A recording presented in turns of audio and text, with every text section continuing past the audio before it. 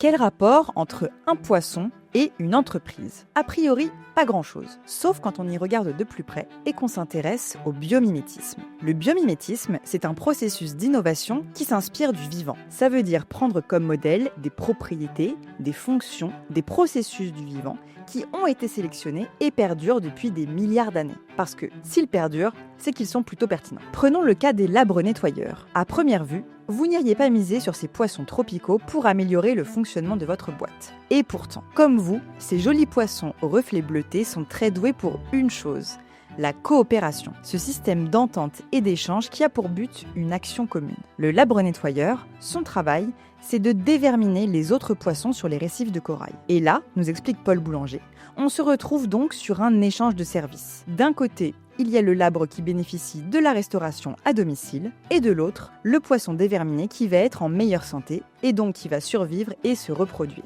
C'est du gagnant-gagnant, en matière d'énergie et de complémentarité. Oui, sauf s'il y a tricherie, et qu'on bascule de la coopération au parasitisme. Pour éviter de tomber dans une situation professionnelle où quelqu'un va la jouer perso au détriment du collectif, il faut avoir été attentif à une question. Est-ce que dans cette coopération, mes partenaires trouvent aussi leur propre intérêt?